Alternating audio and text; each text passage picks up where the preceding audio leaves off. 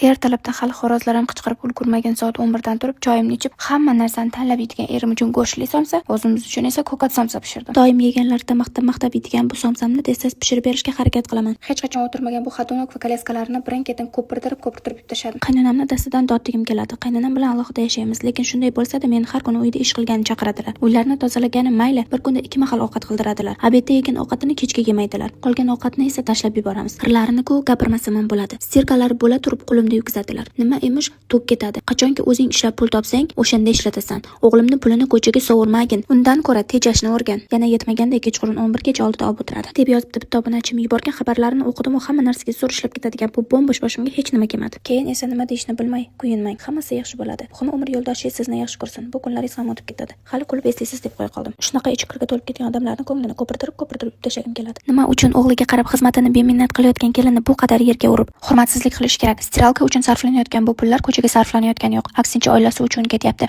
O'sha pul topayotgan Soloxmondek o'g'li o'zi aslida nima uchun pul topadi? Xullas, shuncha o'ylasam ham bunaqa odamlarni kim deb atalishini o'ylab topolmadim. Agar o'rnimda bo'lganingizda bu qizga nima deb javob qaytargan bo'lar edingiz? Agar bu qizni o'rnida bo'lib qolganingizda qanaqa yo'l tutgan bo'lar edingiz? Kommentariyaga barcha savollaringiz va javoblaringizni yozib keting. Lekin shunaqa oilalar ham borligini eshitganimda oilam uchun ko'proq shukr qilishga harakat qilaman va boshqa yaxshi oilalar bilan solishtirmayman. Sizlarga ham oilangiz uchun ko'proq duo va shukr qilishingizni tavsiya qilaman. Ertaga 30 kunlik challenjimning 3-kuni kommentariyada barcha savollaringizni yozib keting. Majinangiz uchun like va podpiska bosishni unutmang.